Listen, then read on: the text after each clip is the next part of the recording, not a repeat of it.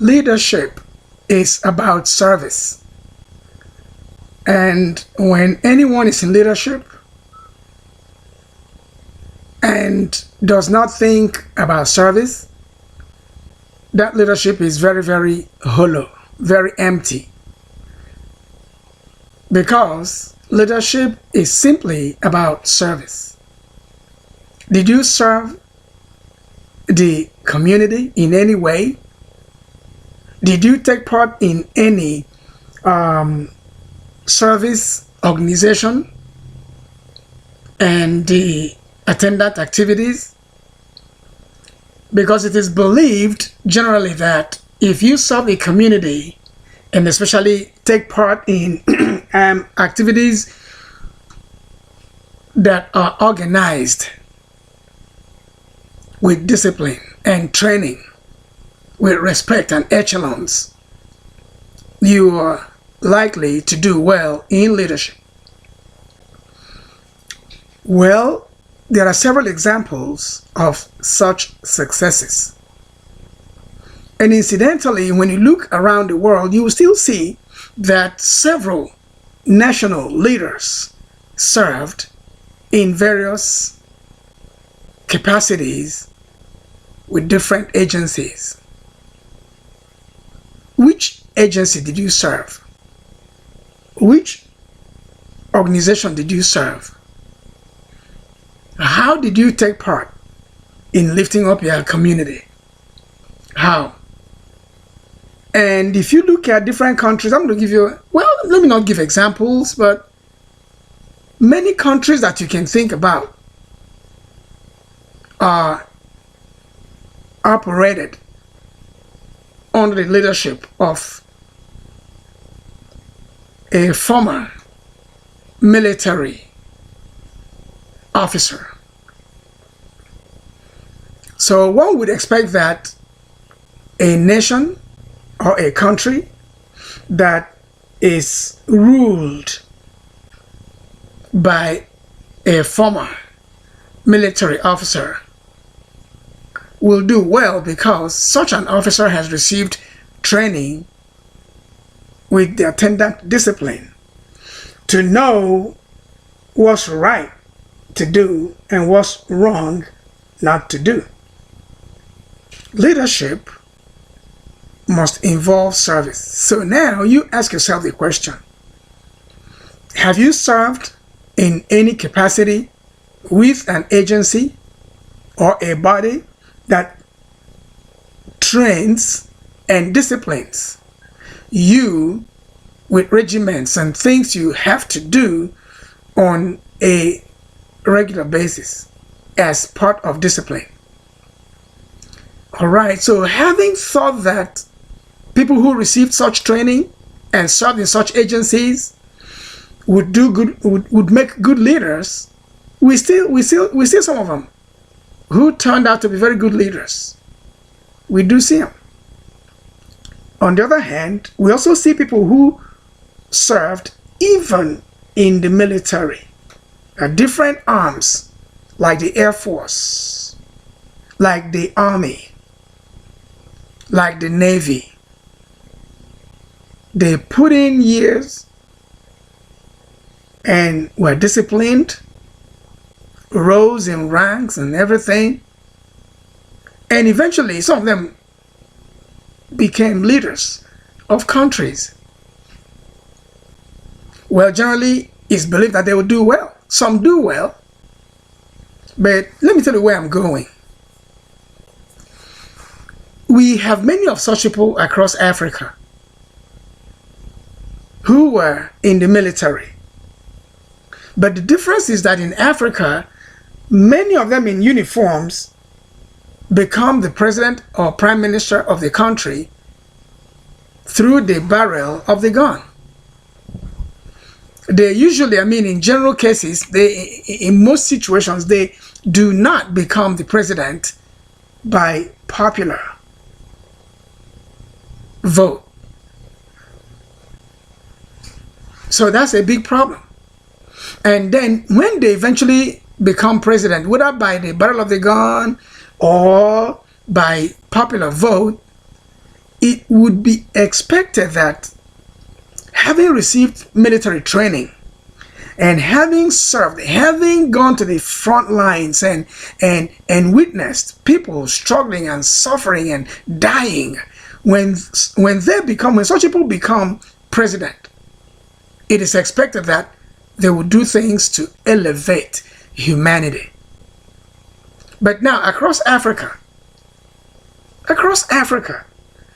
those of them who served in the military and became president, either by vote or by through the battle of the gun, you begin to see that their actions, or do I say inaction, reveals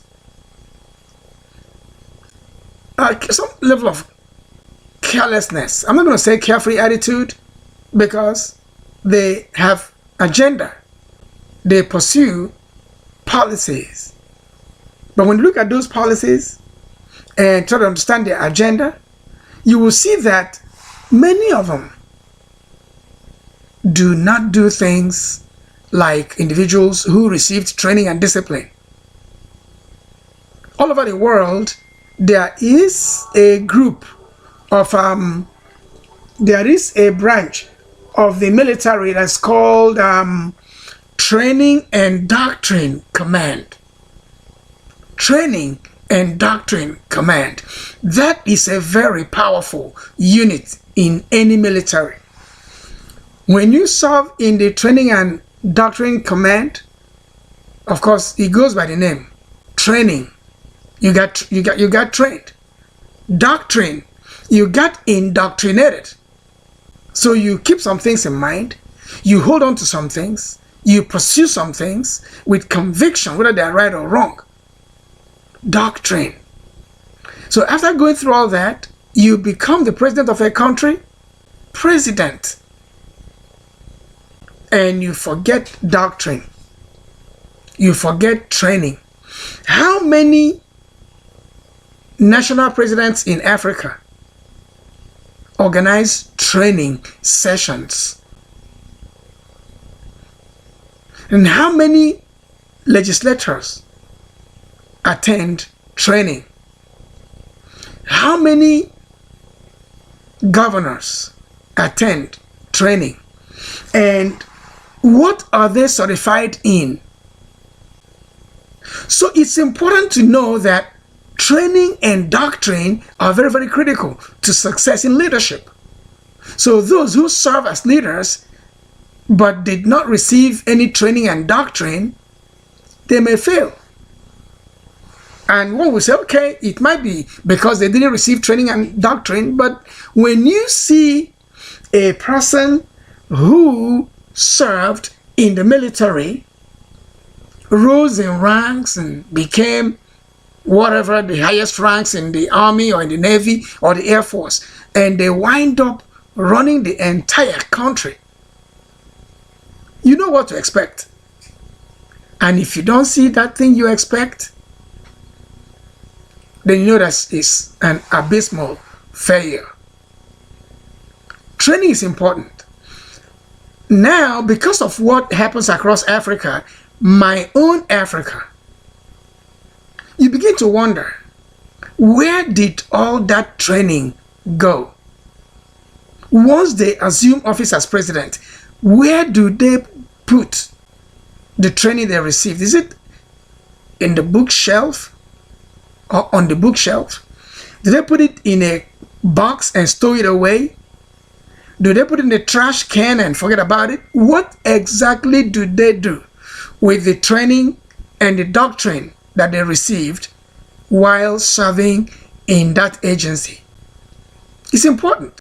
We have to recognize that the training that people receive in regimental organizations and service organizations should count.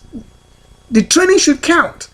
It should translate in helping the community, helping the people you serve. You have to see yourself as a servant.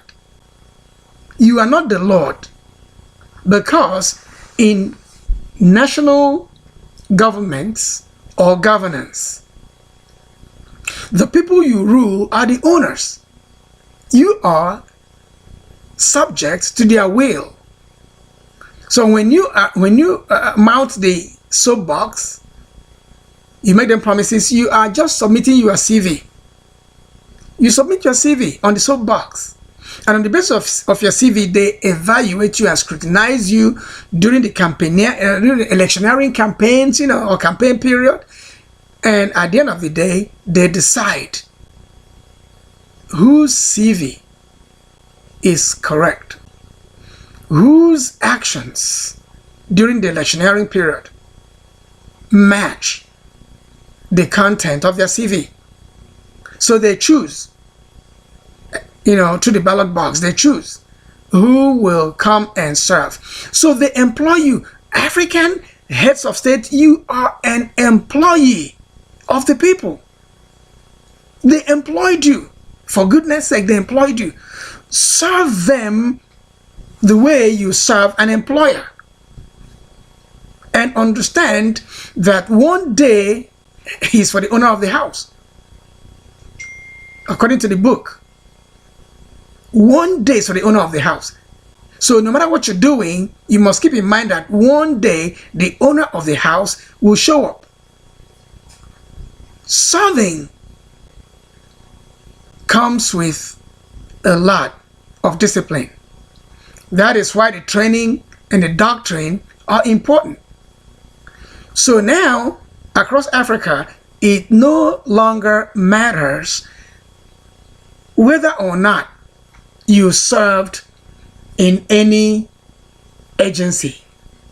It doesn't matter, because those who served in the agency, and when they leave the agency and drop their uniforms, they enter the government house or presidential villa, you just do not see a trace of that training. You don't see a trace of the doctrine. You don't. And so those who did not serve in any agency, one would say, okay, let's see if they're going to bring fresh blood and give us new nuances. Somehow, it's only in rare cases that you will see new nuances. I call them innovations. So most of the time, you see the same lackluster treatment coming out from the employees, because they're employees. They're employees. The people own the mandate. The rulers are the servants who are supposed to do the will of those that called them to office. And let us also know that there's something called recall. It exists. When a company manufactures a car, and if the car is not doing exactly what the car was supposed to do, the company recalls the car and pays compensation to those who have used the car without getting the service that the car was designed to render. It is the same principle. If you are serving the people, holding a mandate that they gave to you, and you are not able to deliver on that mandate, the people still have the power to recall you and send someone else. So, we have now found out that whether you served in an agency or not does not really determine governance success. Does not. So we're disappointed. We are truly disappointed, because leadership that comes with service has turned out to just be a playground where those who receive the mandate from us, they go there, they keep the mandate, they're going to do whatever they want, and they know that they'll be there for a given number of years. When that time is swinging by, they come out and say, I did this, I did that, I would like to do this, I'm going to do that. And gullible people will swallow the bait, hook, line, and sinker, without knowing that those who did not deliver on their mandate should be recalled. So what does service mean to you? What does leadership mean to you? What agency trained you? And if an agency didn't train you, did you even receive any training anywhere? 4 walls of a university? Did you receive doctrines? What policies guide your actions? Are your policies based on religious sentiments? Or are they based on philosophical sentiments? Or are they based on what, really? On what? So we got to now know that we found out that whether you are trained in an agency, you serve in an agency or not, once you take up the mantle of leadership across Africa and you begin to move about like the ruler, you forget that you are just a servant. But it's time for you to remember, and you are being reminded right now that you are a servant. Serve or be recalled. As simple as that. Serve or be recalled. Again, I said serve or be recalled.